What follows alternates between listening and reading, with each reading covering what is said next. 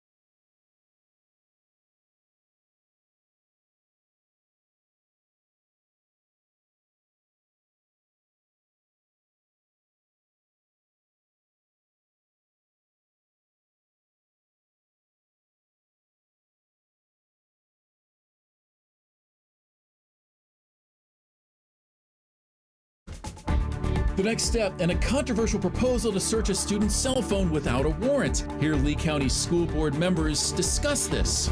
As Southwest Florida is still at the top of the state's boating crash list, the warning you should hear about before heading out for the busy holiday weekend. And the evacuation, a 7-month-long Fox 4 investigation reveals Lee County leaders did not follow their own policies ahead of Hurricane Ian. Now, just days ahead of the next hurricane season, we're asking what lessons are learned to prepare for the next storm. Live from Southwest Florida, this is Fox 4 News at 6. Well, we are addressing questions about a Lee County school's proposal to let employees search students' electronic devices. Thanks for joining us. I'm Nadine Yanis. I am Chris Earl. Today's school board members addressing specific concerns about what's at issue here, allowing searches without warrants. This proposal does not say if a specific staff member would be able to search cell phones and electronic devices like an iPad. Fox 4's Brianna Brownlee is live from the school district headquarters tonight after hearing parents' concerns. She's now following through for how these board members responded, Bree.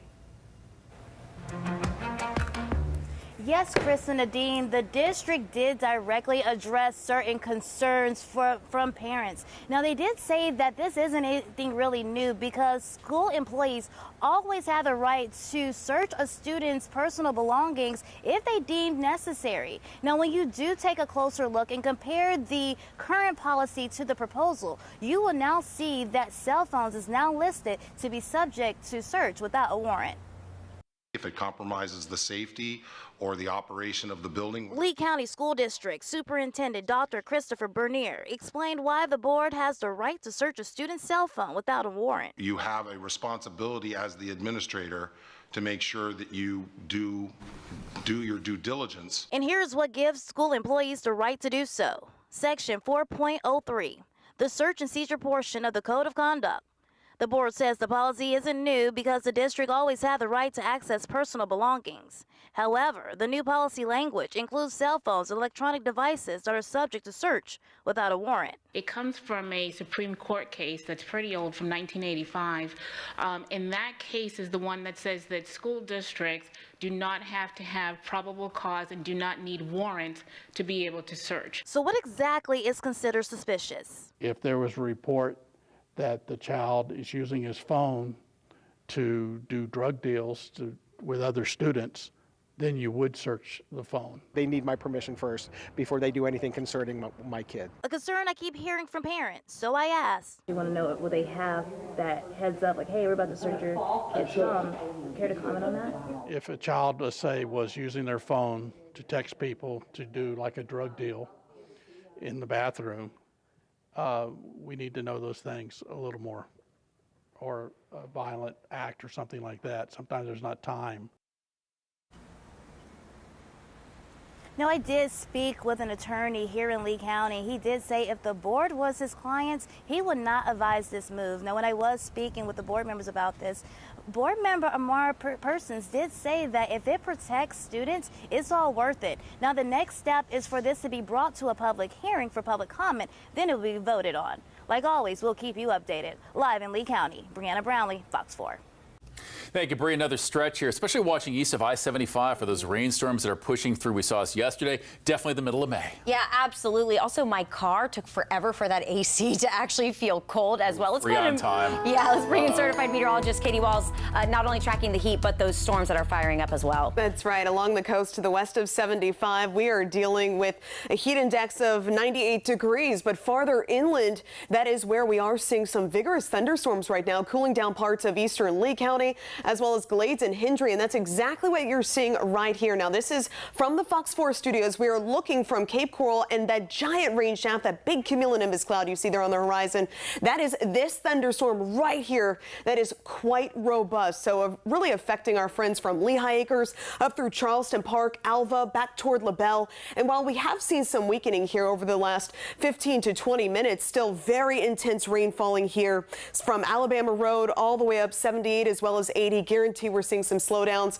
and now we're starting to see those storms kind of expand off toward the east as well. So LaBelle seeing that intensity, and it does look like it's actually going to be picking up in short order as it heads your direction. Meanwhile, across Glades County, Moorhaven, you are about to get hit with this round of stormy activity that continues to strengthen as well, heading toward Whitting Corner as these storms continue to expand.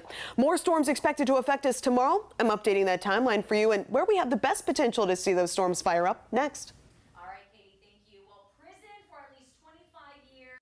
Or the death penalty. These are the options for the man accused, or actually convicted now, of killing an 11-year-old girl and babysitter 33 years ago, as the penalty phase in the case against Joseph Zeiler begins. Prosecutors now trying to convince jurors that Zeiler should get the death penalty, not just the 25 years in prison as the minimum. The defense fighting to keep Zeiler in prison for decades. So today, doctors went over their mental evaluations of Zeiler, speaking about what they have diagnosed him with, and even addressing his outburst in court last week.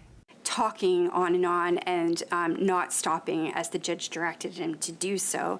And that is consistent with this low score on reasoning and conceptual shifting, where he can't shift gears. The psychiatrist, Dr. Julie Harper, also talked about Zeiler's childhood, his health, and his mental state. Fox 4's Caitlin Knapp is at the Lee County Courthouse with the next part of the case. Before a doctor took the stand for the defense, we again heard from Jan Cornell, 11-year-old Robin Cornell's mom, who described what she was like as a child.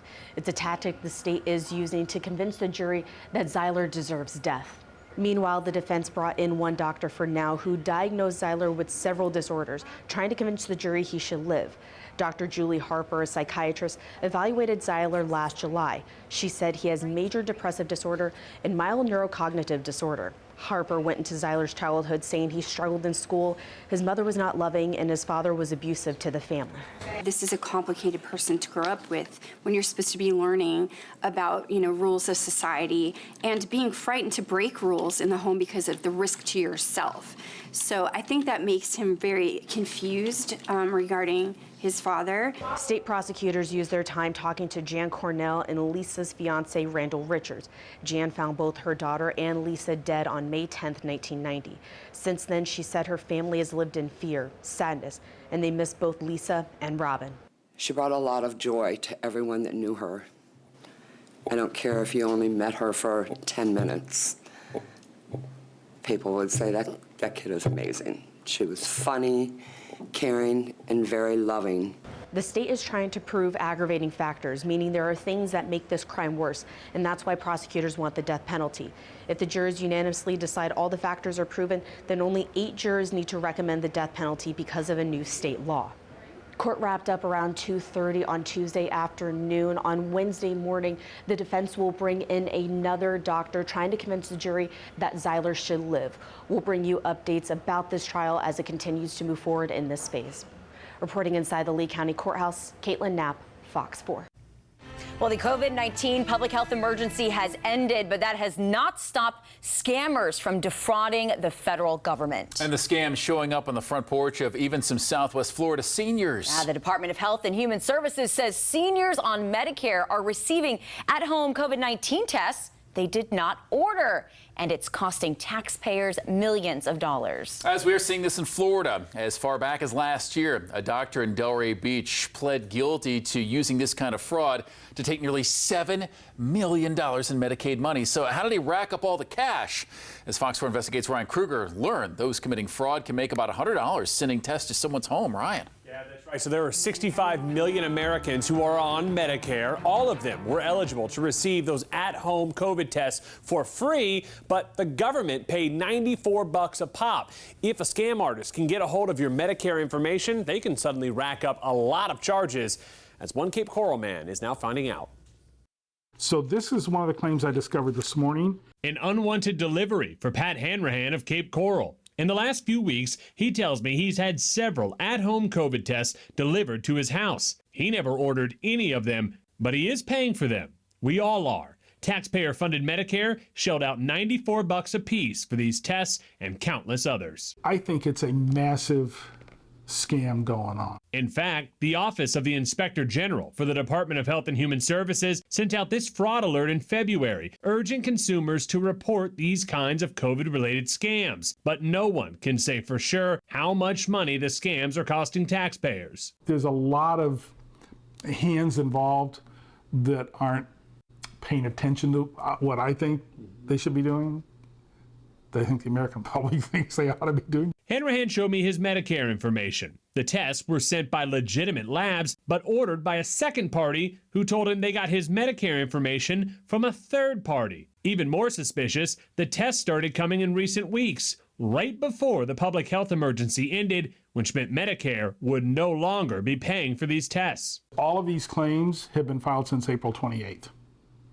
So the companies that are doing this knew, whoop, the golden goose is leaving town, so they did what they needed to do to get the orders into Medicaid, get the claims filed, and ship these things out.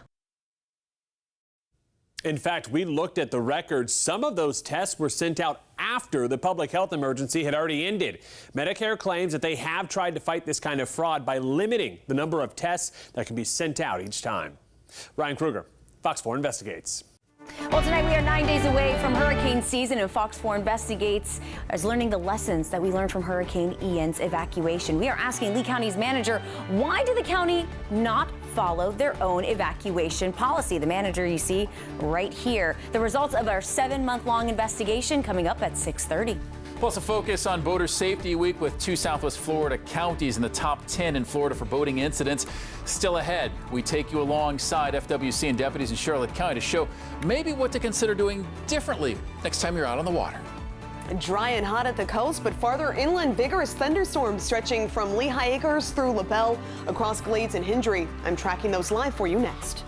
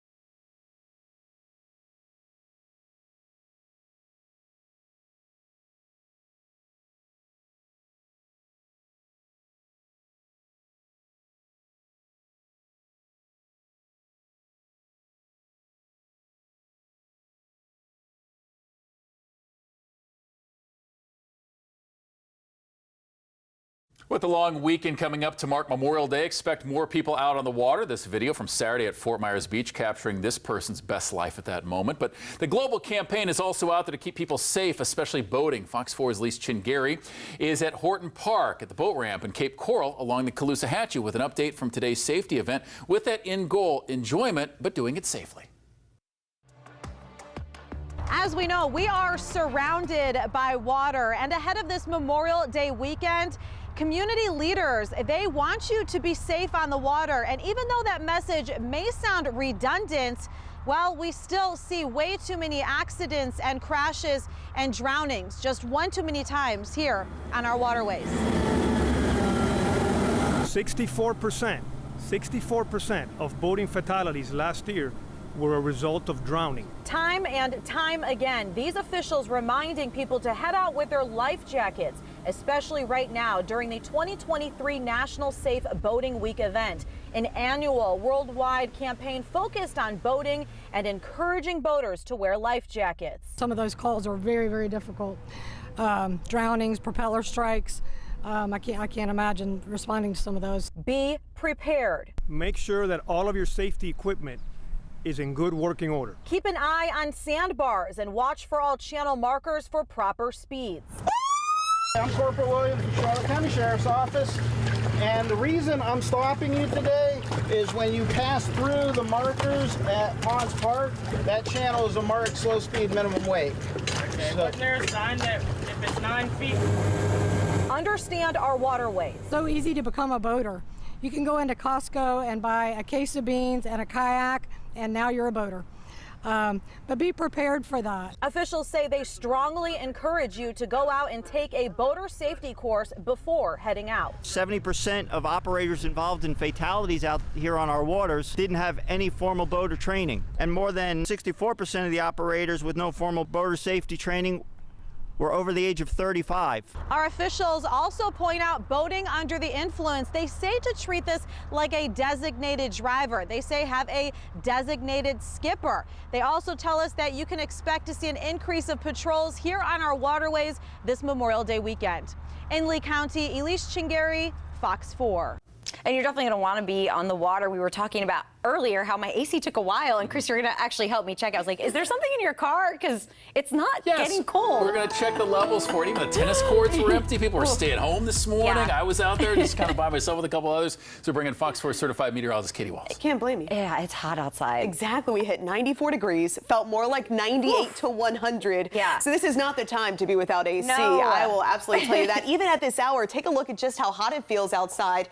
Even though we are rain-cooled in some of our inland communities, Moorhaven and Clewiston, rain-cooled right now, feeling more like the upper 80s. Look at this. Fort Myers still feeling more like 97 degrees at 6:17 p.m. Cape Coral right now feeling more like 93. But I mentioned those storms inland, so let's take a live look at one of those vigorous thunderstorms that we've been tracking for you since Fox 4 News at 5. And again, these are storms that are well to the east of I-75, but they are affecting our friends in Lehigh Acres. They're also affecting our friends in LaBelle, back toward Glades into Hendry. That is the thunderstorm that we were just looking at live. So let's zoom in on where we are seeing those impacts right now.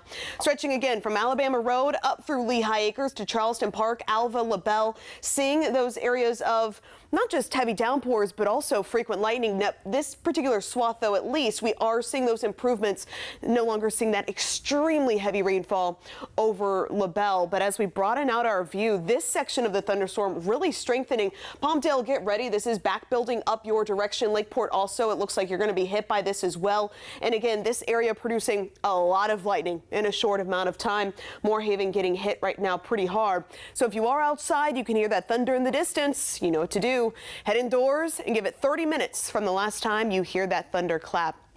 Montura right now seeing some of that light to moderate rain, a couple of lightning strikes in between Whitting Corner and Montura, but at least we're not seeing as much lightning with that particular part of the storm over Hendry County.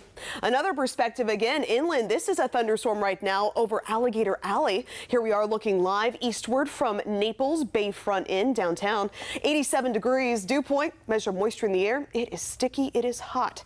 And even at this hour, it's feeling more like 94 degrees. So look at that. It's feeling feeling 7 degrees hotter just because of that humidity outside. Meanwhile, temperatures themselves in Naples maxed out at 90. Punta Gorda hit 92. And in Fort Myers, we officially hit 94 degrees. The record stands, though, at 96. So your weather headlines. Active storms expected each afternoon through Friday. But then over the weekend, we'll see our pattern shift. Fewer storms expected Saturday into Sunday. And as of right now, it looks like Memorial Day on Monday will be mainly dry, hot, and sunny. So notice those rain chances will pull back. 60% for the next several afternoons, down to 30% for Saturday. Then I dropped it down to 20% for your Sunday, and then even lower for Memorial Day, down to just 10%. But for this evening, obviously, things staying active, especially farther inland, so please keep an eye on that. Heading into tomorrow, quiet start. We'll have some areas of patchy fog, but for the afternoon, again, those showers and storms will be firing up. So tomorrow morning, we'll start off around 72 degrees. Some areas of patchy fog expected because of that elevated humidity. Highs tomorrow, 91, but it's going to be feeling more like 98 to 99. And again, those afternoon storms, especially affecting right along I-75 and then farther inland for the afternoon and evening commute. So again, staying active through Friday, backing down those rain chances over the weekend. And as of right now, mostly sunny and hot for Memorial Day. Thanks, Katie. First reported, now confirmed. We do know when and where Governor Ron DeSantis is expected to announce his run for the presidency for 2024. Our Capitol reporter in Tallahassee with those details coming up.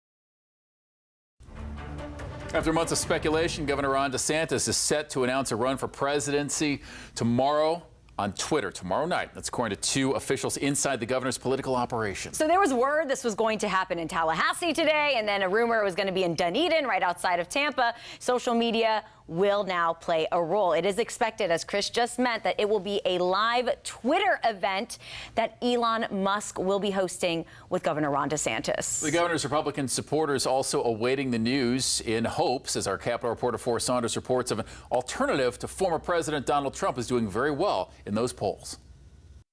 After weeks of speculation and tons of tips, I have only begun to fight. Officials in the DeSantis political operation confirm the governor isn't launching his presidential bid in person, but online Wednesday evening. Via audio platform Twitter Spaces during a 6 o'clock Eastern chat with Twitter CEO Elon Musk, a DeSantis supporter. Florida's First Lady Casey DeSantis even teased the event on her profile as the DeSantis political webpage morphs into this alligator lying in wait. And he's done an incredible job, but I haven't seen any filing. For Republicans, the pending announcement ratchets up the heat for a decision on who to support in the GOP presidential primary, DeSantis, Trump, or someone else. Florida CFO Jimmy Petronas trying to stay out of it for now. You're asking me to make a decision on something that hasn't happened. That's silly. But plenty of other Republicans have backed DeSantis, including state lawmakers in Iowa, New Hampshire, and at least 99 in Florida. And that's because we have worked hand in hand with Ron DeSantis. State Senator Blaise Ingoglia is among the backers, saying he believes the legislature carries more weight than congressional support the former president is sweeping up. The federal government really has not been able to get anything right. So I would argue that endorsements from state legislative leaders are probably more important than congressional. Florida Democrats, meanwhile, we are all ready and armed. The new chair of the state party, Nikki Fried, says she's coordinating not just with the national party, but party leaders from other states, even Democratic governors, to create a united front of opposition against DeSantis, who they're painting as too extreme. I think at the grand scheme of things, Ron DeSantis has eliminated himself as a potential real competitor for national election. He's gone further right than even Donald Trump on so many issues. Speaking of Trump, his super PAC offered up a statement on the governor's expected run saying, quote, "This is one of the most out-of-touch campaign launches in modern history. The only thing less relatable than a niche campaign launch on Twitter is DeSantis' after party at the uber elite Four Seasons Resort in Miami." At the Capitol, I'm Forrest Saunders, Fox 4. Yeah, that'll be a big day tomorrow. Well, today, though, a lot of you are reacting to this question on our Fox 4 Facebook page. Was the Hurricane Ian evacuation called on time here in Lee County? Lots of feedback, lots of comments. Join the conversation as we reveal the results of the 7-month-long Fox 4 investigation, asking Lee County's manager why the county did not follow their own policies during Hurricane Ian. The results and answers after the break.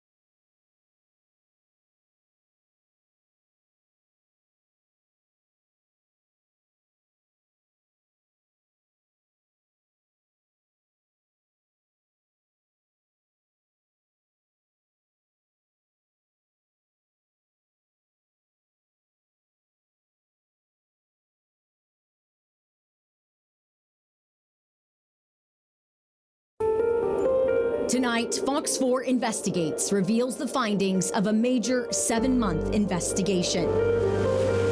In the wake of Hurricane Ian's destruction, should we have taken it more seriously? Of course, but they should have relayed it to us a lot sooner and more desperation, like, hey guys, leave. Some storm survivors say they're now angry at Lee County leaders' lack of urgency to evacuate. If you're feeling unsafe, it's okay to go now. Until it was too late. The evacuation this morning is a mandatory evacuation order. The evacuation was called for on time, was really very good. Tonight, Lee County's manager tells Fox 4 Investigates why leaders did not follow their own evacuation plan. What's the point of having a plan if it's laid out in black and white, but then we don't adhere to it? That's a base document. That's where we start. Now asking if county leaders have changed how they will respond to the next storm. Variables you never thought about. And National Hurricane Center experts weigh in on the evacuation's timing. In hindsight, could you have done it a day earlier? Of course. I have thought about this endlessly. And a Lee County commissioner admits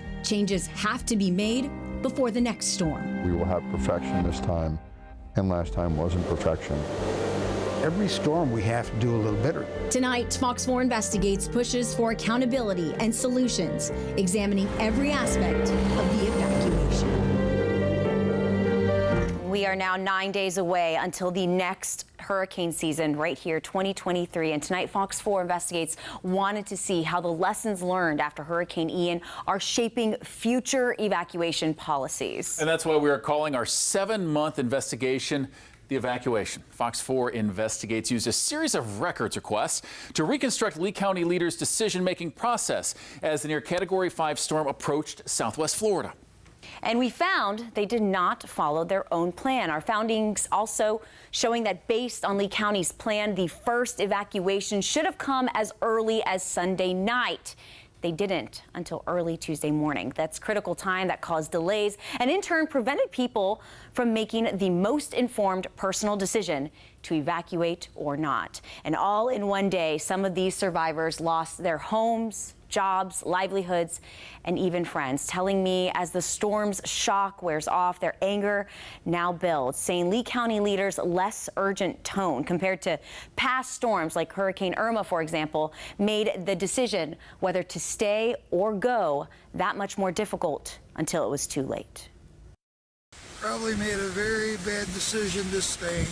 September 28th, 8:12 a.m. Mitch Pacina began documenting his day as Hurricane Ian flirted with Southwest Florida's coast, already anxious. Okay, surge is coming down the street already. As the storm surge, slow like salty lava, seeped onto his street. All right, let's hope for the best. Mitch's last video posted at 12:23 p.m. This ain't letting up yet. If it gets a little higher, may have to go on the roof. 1 hour later, his last post, reading, "Okay, we're terrified." Mitch and Damon were my two best friends on the beach. Two best friends Mike Yost lost that day, including Mitch. I cut through and went to Mitch's house, and the only thing standing there was the pilings.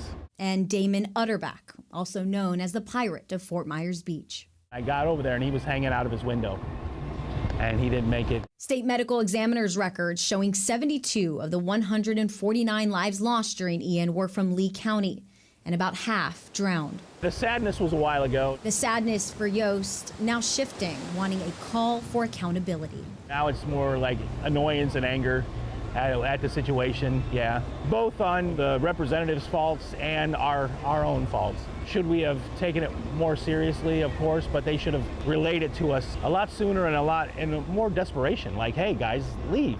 Based on the forecast overnight, leading up to and after Ian, the higher the pressure goes, the more leaks we find. It was mostly Lee County manager Roger DeJarlais leading news conferences, including 2 days before Ian hit. This is what he told residents on Barrier Islands that Monday. If you're feeling unsafe, if you're feeling a little nervous about this storm and the effects, it's okay to go now. It was not until the next morning, as mandatory as can be. Tuesday at 7 a.m., his tone changed. But we are stressing the importance of people getting out of harm's way based on the surge models. As the first evacuation order was issued, only 32 hours before Hurricane Ian made landfall at 3:05 p.m. on Cayo Costa, 23 miles northwest of Fort Myers Beach. That morning, it's like, okay, now it's coming. And it's Yo saying this muted messaging on Monday, if you're feeling unsafe, didn't seem to be that sense of urgency. Nowhere near how he remembers past hurricanes, including Irma in 2017. During Irma, they had buses coming and getting people too. And there was none of that. And this time, it was really like the day before. They're like, get out now. Get out now. This is serious. And we're like, we don't have a car. I live on an island. I have bike. You know, we have 2 animals.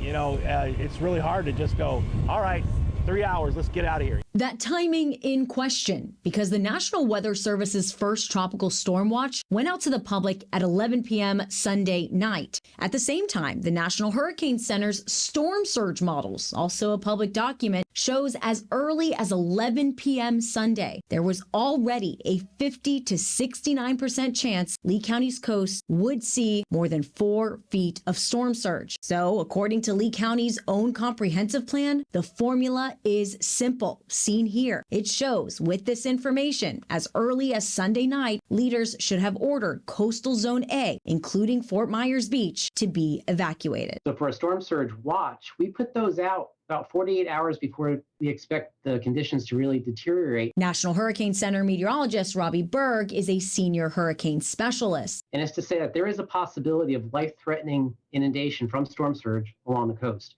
even potentially penetrating inland. That's a significant message that we're trying to put out. The evacuation decision fell on County Manager Roger DeJarlais, his signature seen here on the evacuation order Tuesday morning as an appointed designee. And the charter says why. If the board cannot physically meet, the decision can be made by several people, starting with the board chairman. If he's absent, then vice chair, other board members, or appoint a designee. Board Chairman Cecil Pendergrass was already booked on a Friday night flight to Germany for a tourism conference to monitor Tropical Storm Ian. That's the same day Governor Ron DeSantis announced a state of emergency that Friday, September 23rd. Commissioner Pendergrass, in a statement telling Fox 4, quote, he was in constant communications with staff via phone call, email, and Zoom. He went on to say, while under the state of local emergency, the county manager is the acting authority on emergency decisions. Some operational decisions that have been made. At a 3 p.m. Monday news conference, 16 hours after that first storm watch was already out, there was still no evacuation. I'm sure there will be questions about evacuations and sheltering, but those decisions have not yet been made, although we are fully prepared to take actions. By 7 p.m. Monday, still no evacuation, though one had been drafted. The evacuation this morning is a mandatory evacuation order. The county says this gave people in Zone A and parts of Zone B 32 hours to evacuate. Ordering evacuation for all of Zone A and all of Zone B. And there was even less time to evacuate when all of Zone B was added at 9 a.m. Tuesday. For the third time today, we are now adding parts of evacuation Zone C. And by the time all of the evacuation orders were in place, at 2 o'clock Tuesday afternoon, there was only 9 hours left before Southwest Florida felt the first tropical storm force winds, reaching 40 miles per hour by 11 p.m. Tuesday night. And it was 8 a.m. Wednesday when Ian was at its strongest, measuring as a Category 5 in the Gulf. Never seen a river on our street.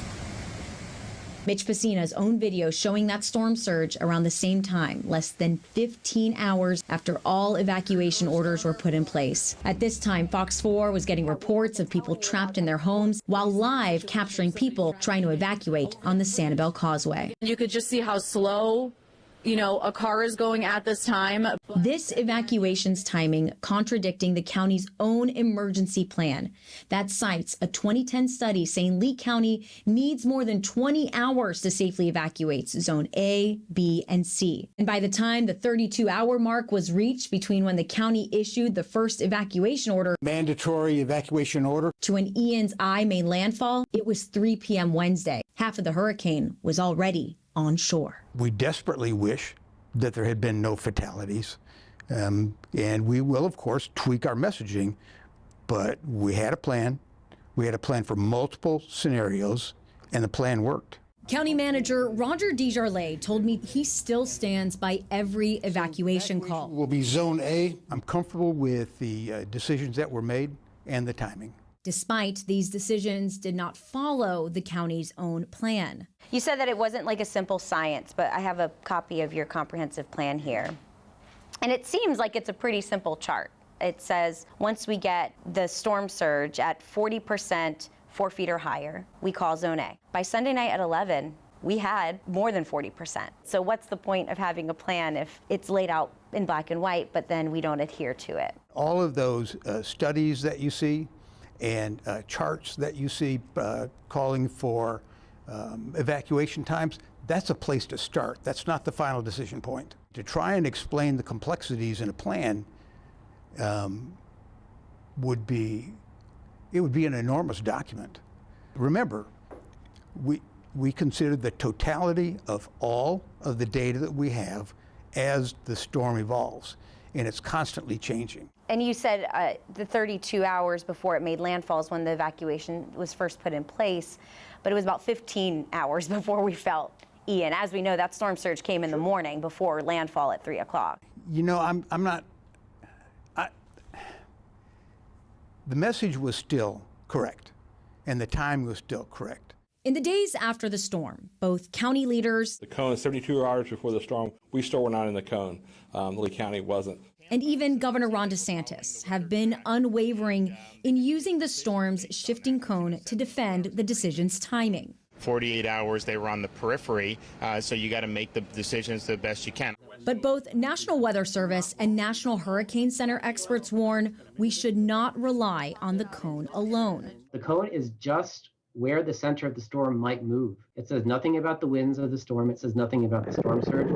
National Weather Service warning coordination meteorologist Daniel Noah going one step further in evaluating Lee County's evacuation. In hindsight, could you have done it a day earlier? Of course. We did that up in Tampa. I know that's what those experts have said, but they weren't here.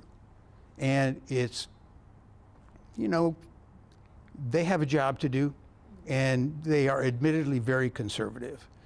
On the other hand, you know, our job is to make the best decisions possible for the people in Lee County, people who live here and our visitors. And we made the right decision. The evacuation was called for on time. The timing was really very good.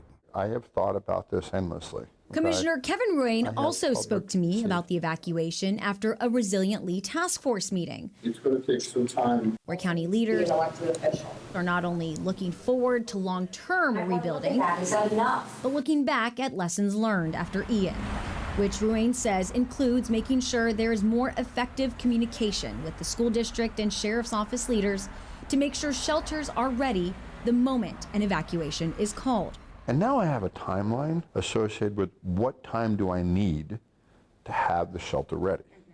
And what I've learned is I need 12 solid hours at the very least, depending on the number of people I prepare for. So I need a day. Ruane says his goal as task force leader is to be better this hurricane season.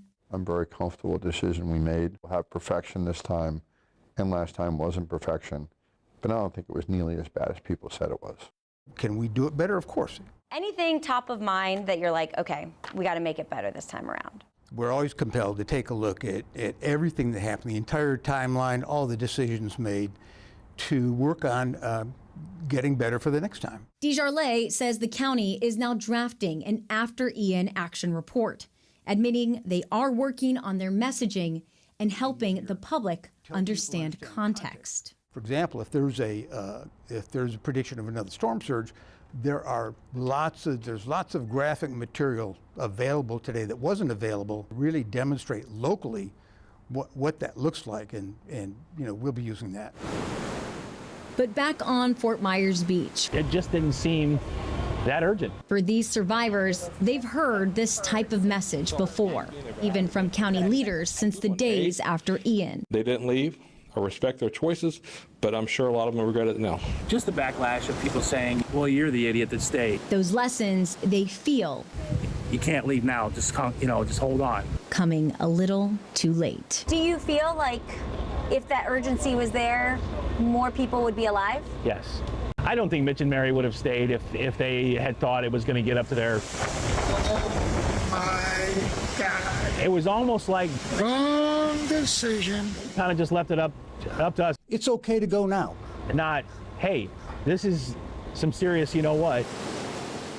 Now hoping for solutions. I don't recognize much. Ahead of the next storm, not just for the survivors who lost their homes and businesses on our coast. There's a pirate thing over here. But for the 149 lives lost during Ian, including Mike's friends, Mitch and Damon. Prayers sent for all lost souls. You will never be forgotten. That's true. Think about them every day. Now, despite Commissioner Ruane saying that the school district and county coordination can be better, improve the next storm season, County Manager DeJarlais disagrees. He says the school district worked closely with county leaders in the Emergency Operations Center to make sure those shelters were opened. In fact, the Lee County School District spokesperson responded with a statement saying the district was prepared to open shelters by Sunday, September 25th, but the district was told they were not needed on Monday. This really goes into the moment when we think about this off of this extensive 7-month-long project that you and the rest of the team here at Fox 4 has really been working on, is what will the next step be? Because now we're approaching the season for it, and as it's arriving, we all want to make sure that everything really is in place with procedures and the practical end of it to make sure that people can get away from the threat of danger. This was the first time, Chris, that we had county leaders even say that there were lessons learned. They do obviously stand by the timing of it all, but they are generating this after Ian action report, and you did hear they're going to tweak their messaging, and our community is vulnerable right now. So even a tropical storm or Cat 1, they say they will be screaming it from the mountaintops. And so we should have that report, we're told, by August or September, ahead of that 1-year anniversary. And tonight we really do want to hear from you as well following this investigation. Do you feel Lee County called Hurricane Ian's evacuation on time? So this is a poll that's up right now on our Facebook page on Fox 4, and it's generating a lot of conversation already online. Some say yes, some say no. Not only that, but our 7-month investigation continues when you click on this QR code to watch my extended interviews with County Manager DeJarlais, County Commissioner Ruane, and even our survivors' entire story. That is live right now on fox4now.com. You just want to click on the investigations and the evacuation. Well, more than 10 years in prison. That's a sentence for the woman who drove into an Arcadia daycare last March, killing a 4-year-old girl and injuring a 5-year-old. Melina Valdez died in that crash at the Imagination Station daycare. Now, Kiana Morant is sentenced to 10 years and 2 months in prison, 18 at the time. Morant told investigators she lost control of her car. She did plead not guilty to the charges earlier. Well, Fort Myers police tonight want you to look at these two pictures and see if you can tell the difference here. If you can't, you're not alone, and it's kind of a big deal here because one of these sets of pills, police say, contains deadly fentanyl. Now, the pills on the left are real oxycodone, and then on the right are the fake pills, and they look really similar here to what investigative reporter Ryan Kruger actually showed us during our Fentanyl Frontline series not too long ago. Fort Myers police says fake pills are an easy way for dealers to sneak in that fentanyl, and that makes it cheaper for dealers to produce it. So if you think you're spotting a fake pill, do not risk it. Call Fort Myers police, submit a tip. And for our 4-part series on Fentanyl Frontlines, that is live right now, also on the investigation section of fox4now.com. Let's think about the weather, trying to find that sweet spot, because if you're here with the heat, you have to hydrate, and if you're further inland, you got to stay dry. Yes, absolutely. We're in that summer rainy season pattern as we bring in certified meteorologist Katie Walls, and boy, does it feel like summer. That's right. It's either going to feel like 98 degrees or you're dealing with heavy showers and storms, and that's exactly what we're watching right now, really hammering our neighbors in Glades and Hendry counties, extending into inland Collier as well. But along the coastline, it is hot, it is dry. Let's get a live look outside right now from atop the Fox 4 studios, and you can see some of those storms there on the horizon.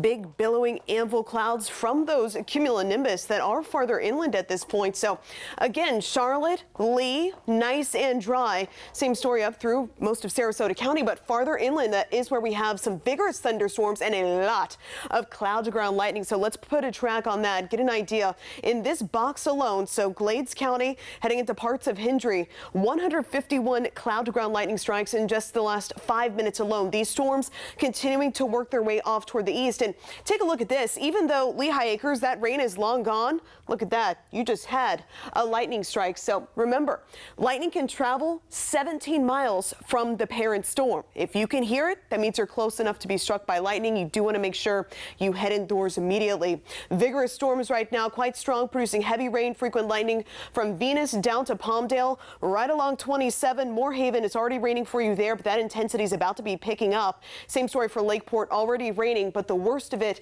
is making its direction towards you.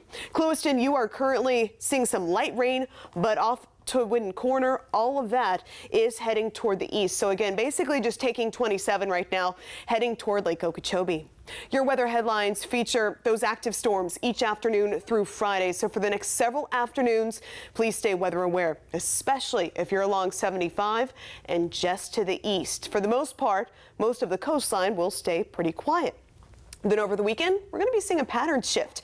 Fewer storms expected Saturday into Sunday. And as a matter of fact, it looks like your Memorial Day will be mainly dry, hot, and sunny. So notice those rain chances really tapering off. They'll stay pretty elevated Wednesday, Thursday, Friday afternoons. Then back those down to isolated rains for your Saturday. Just a 20% rain chance on Sunday, falling back to 10% on Monday, Memorial Day. So as we head through the next couple of hours, those showers and storms will gradually wind down. They'll lose their energy, especially once the sun sets. And by 11 o'clock, conditions will be nice and quiet. Clouds will clear out overnight, but it does look like tomorrow morning we'll start off with some areas of haze and fog, so heads up there. Otherwise, after lunchtime, keep your eye to the sky yet again for developing showers and storms. As I mentioned, first they'll be developing right along I-75, but once those westerly winds kick in, that will force most of that energy farther inland. But notice right here at 8 o'clock, this model hinting at the potential for some of those storms to develop with a little bit of a wind shift closer to the coastline. So we'll certainly be monitoring that closely. For tonight, partly cloudy skies. Again, some areas of patchy fog possible. We'll start off the day around 72 up to 91 for the afternoon, but feeling more like 98 because of that humidity. Afternoon storms in the mix as we head through Friday. Then over the weekend, backing down those rain chances. And again, Memorial Day looking mostly sunny, dry, but hot with highs in the lower 90s.